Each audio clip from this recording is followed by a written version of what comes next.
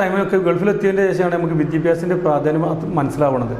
ആ ഗൾഫിൽ നിന്നിട്ട് വിദ്യാഭ്യാസം പഠിക്കാൻ നമുക്ക് നേടിയെടുക്കണം എന്നുള്ളൊരു ത്വര നമ്മളെ മനസ്സിൽ വല്ലോ വന്നു. കാരണം അറിയില്ലാത്ത വിദ്യാഭ്യാസം ഉള്ളവനും ഇല്ലാത്തവനുള്ള ഡിഫറൻസ് ശരിക്കും ഫീൽ ചെയ്യണമെന്നുണ്ടെങ്കിൽ നമ്മൾ നാട് വിട്ടു പോവേ അല്ലെങ്കിൽ അങ്ങനത്തെ മേഖലയിലേക്ക് ഇറങ്ങി വെക്കണം.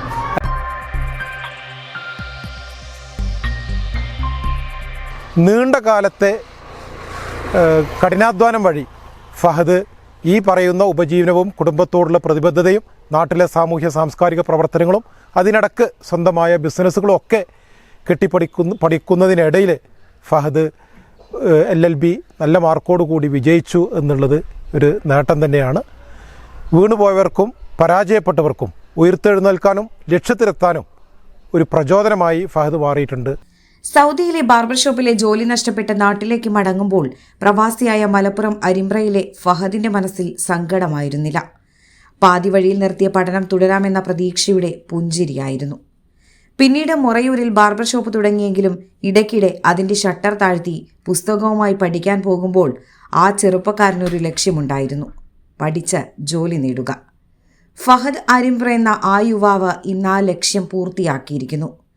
ഞാൻ അരിമ്പ്ര GHS സ്കൂളിൽ നിന്ന് 10ാം ക്ലാസ് തോറ്റതാണ്. അന്നത്തെ കാലഘട്ടങ്ങളിൽ എല്ലാവർക്കും പൊതുവെ ഡ്രീംസ് എന്താ വെച്ചാൽ ഗൾഫിൽ പോകുക എന്നുള്ളതാണ്. അതാണ് മെയിൻ ലക്ഷ്യം. അങ്ങനെ അതേപോലെ തന്നെ ഞാൻ എന്ത് ചെയ്യും, ഗൾഫിൽ പോയി 10ാം ക്ലാസ് കഴിഞ്ഞ ഉടനെ തന്നെ ഗൾഫിൽ പോയി 8 വർഷം ഗൾഫിൽ നിന്നു. ആ ടൈമിലൊക്കെ ഗൾഫിലെത്തിയതിൻ്റെ ശേഷമാണ് നമുക്ക് വിദ്യാഭ്യാസത്തിൻ്റെ പ്രാധാന്യം മനസ്സിലാവുന്നത്.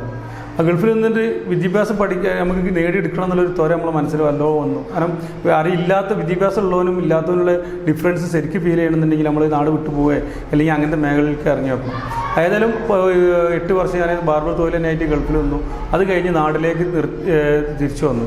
നാട്ടിലേക്ക് തിരിച്ചു വന്നിട്ട് ഇവിടെ അതിൻ്റെ വന്നപ്പോഴാണ് ഇവിടെ ശാസ്ത്രജ്ഞ മിഷൻ്റെ കീഴിൽ 2013 ഇങ്ങനെ തുല്യത എഴുതാൻ പറ്റുമെന്നുള്ളൊരു അറിവ് കിട്ടുന്നത്. അതിൻ്റെ അടിസ്ഥാനത്തിൽ ഞാൻ തുല്യത 10ാം ക്ലാസ് എഴുതി. 10ാം ക്ലാസ് എഴുതി കഴിഞ്ഞതിന് ശേഷമാണ് പിന്നെ +2 വരുന്നത്. ഈ +2 2015, 16 കാലഘട്ടത്തിൽ 17 കാലഘട്ടങ്ങളിൽ +2 ചേർന്നു. ആദ്യ ബാച്ചിൽ തന്നെ ഞാൻ ചേർന്നു, +2 എഴുതിയെടുത്തു. അതിൻ്റെ ശേഷമാണ് പിന്നെ ഞാൻ LLBനെ പറ്റിയിട്ട് LLBനെ ചിന്തിക്കണം. കാരണം കോളേജ് ലൈഫിൽ ഈ 10ാം ക്ലാസ് കിട്ടുന്നതിന് മുന്നേ ഞാൻ എൻ്റെ മനസ്സിലുണ്ടായിരുന്ന ഒരു ഡ്രീംസ് ആയിരുന്നു കോളേജ് ലൈഫ് എന്നുള്ളത്. ആ കോളേജ് ലൈഫ് എന്ന് പറഞ്ഞ ആ ലൈഫിൻ്റെ കൂടെ തന്നെ നാട്ടിലെത്തി പൊതുപ്രവർത്തനം മറ്റുള്ള കാര്യങ്ങളും പല ഓഫീസുകളും കയറി ഇറങ്ങുമ്പോൾ എൻ്റെ അറിവില്ലായ്മ, എൻ്റെ നിയമത്തിലുള്ള അറിവില്ലായ്മ എനിക്ക് കൃത്യമായിട്ട് മനസ്സിലാവുന്നുണ്ട്. അവരെ മുന്നിൽ പോരായ്മ കൊണ്ടാണ് അവർ പറഞ്ഞത് കേട്ട് എനിക്ക് പോരേണ്ട ഒരു അവസ്ഥ ഉണ്ടാവണമെന്ന് മനസ്സിലാക്കി. അതുകൊണ്ട് തന്നെ എന്താ വെച്ചാൽ ഞാൻ എന്ത് ചെയ്ത് നിയമം പഠിക്കണം എന്നൊരാഗ്രഹം എൻ്റെ മനസ്സിലുണ്ടായിരുന്നു. ആ അടിസ്ഥാനത്തിൽ തന്നെ +2 കഴിഞ്ഞോട് കൂടിയിട്ട് പിന്നെ ഞാൻ എന്ത് ചെയ്ത് തീർച്ചയായിട്ടും അതിന് ഏറ്റവും നല്ല ഓപ്പർച്യൂണിറ്റി LLB എടുക്കുക എന്നുള്ളതാണ് മനസ്സിലാക്കിയത്. അതിൻ്റെ അടിസ്ഥാനത്തിൽ ഞാൻ എന്ത് ചെയ്ത് എൻട്രൻസ് ചെയ്ത് LLB ചേർന്നു. 2018 MCT ലോ കോളേജ് മേൽമുറി മലപ്പുറത്ത് വെച്ച് ചേർന്നു. അവിടെ ഞാൻ കോഴ്സ് കംപ്ലീറ്റ് ചെയ്തത്. 15ാം വയസ്സിൽ നിർത്തിയ പഠനം തുടരുന്നത് 12 വർഷത്തിനു ശേഷം. പിന്നീട് 12 വർഷത്തെ പ്രയത്നം കൊണ്ട് ഫഹദ് ഒരു വക്കീലായി.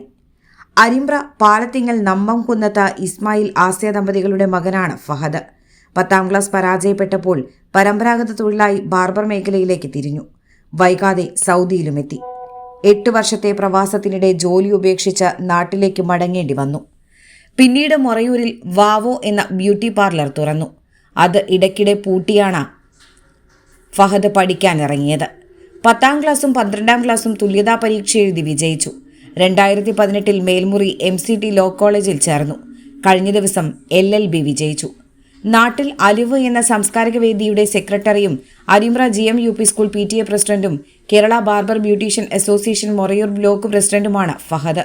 നമ്മളെ സംബന്ധിച്ചോളം LLB എന്നല്ല എന്തൊരു അറിവാണെങ്കിലും അറിവ് കിട്ടുന്നതിന് മുൻപും അതിന് ശേഷം ആ വ്യക്തിത്വത്തിൻ്റെ പേഴ്സണാലിറ്റിക്ക് ഒരുപാട് വലിയ മാറ്റം ഉണ്ടാവും.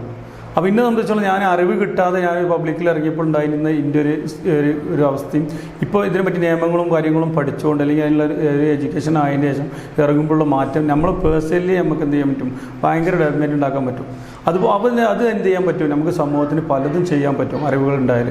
അപ്പം എനിക്ക് സംബന്ധിച്ചോളം പറയാനുള്ളത് എന്താ വെച്ചാൽ പൊതുവെ നമ്മൾ ഇത് കാണുന്നവരും കേൾക്കുന്നവരും സ്വയം പഠിക്കാൻ കഴിയുന്നത് മാക്സിമം എന്ത് നോളജാണെങ്കിലും അറിവാണെങ്കിലും മാക്സിമം പഠിക്കുക.